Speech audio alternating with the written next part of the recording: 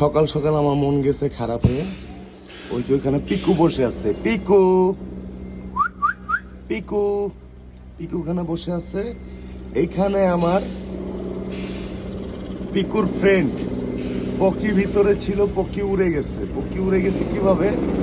এখানে এই যে দেখেন খাঁচাটা, এখানে আমার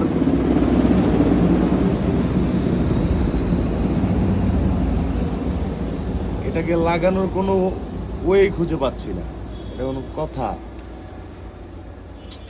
উড়ে গেছে, কেমন কই গেছে? সেই দিন উড়ে গেছিল, যাই দেখি ওখানে বসেছিল। পরে আমি গেছি, যাই নিয়ে আসছি। আজকে ঘুম থেকে ওঠার পরে দেখি ওকে আর খুঁজেই পাওয়া যাচ্ছে না। ফাঁক পাইছে, চলে গেছে। এখন যারা খুশি হচ্ছেন, আমি বলি খুশি হয়ে লাভ নাই, কারণ ওরে কাকটাক বা কুকুর বিড়াল পেলে খেয়ে ফেলবে। সাধারণত চড়ুই পাখিদের দেখা যায় মানুষ দেখলে অনেক ভয় পায়, কিন্তু এই চড়ুই পাখিটা ঘুম থেকে ওঠার পরে দেখি আইসে বারান্দায় বসে আছে। কাছে গেলাম, ও আমার বাজরিকারের পাখির খাবারগুলো খাইতেছিল। কাছে গিয়ে হাত দিয়ে ধরছি, ও অনেক ফ্রেন্ডলি, উইরা যায় না। এখন ওকে আমার বাজরিগরের পাখির খাঁচার ভিতরে রাখবো না কিনা তা নিয়ে কনফিউশনে। কারণ দেখা যাবে যে বাজরিগর ওরে ঠোকর মারতেছে, নাহলে ও বাজরিগরে ঠোকর মারতেছে। ওরা ছাইড়ে দেবো একটু পরে।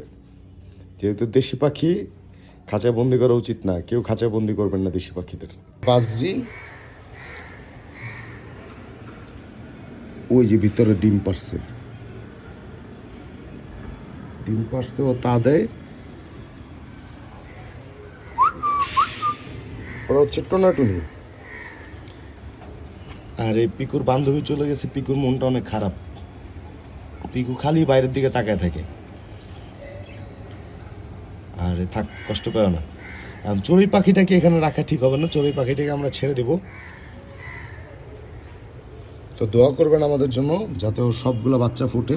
মাত্র 2টা ডিম দিল। বাজরিগর পাখি সাধারণত একদিন পর পর ডিম দিয়ে থাকে। তো 2টা ডিম হয়েছে, গতকালকে ডিম দেয় না, আজকে আবার ডিম দিবে, 3টা ডিম হবে। আর বাজরিগর পাখি ডিম পাড়ার 20 থেকে 21 দিনের মধ্যে বাচ্চা ফোটা শুরু হয়।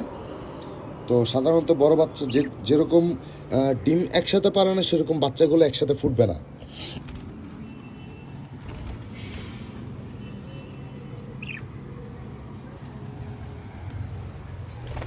আমার এই পাখিগুলো অনেক বজ্জাত। আমি ওকে হাড়ির ভিতরে খড়কুটা দিয়ে দিছি, তারপরেও ও মনে করেন যে খড়গুলো সব ফালা দিছে। পরে আমি এগুলো নিয়ে আবার ক্লিন করছি। ও খড় সব ফালা দেয়। ও নিজের মতো করে হাড়ি গুছায় রাখতে পছন্দ করে। ও ভিতরে কিচ্ছু পছন্দ করে না।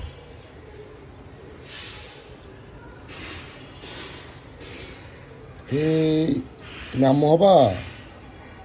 থাকো, ভয় পাইতেছে তো। ডিম পাড়ার পরে খাঁচার কাছে বেশি আসা উচিত না। থাকো, টাটা।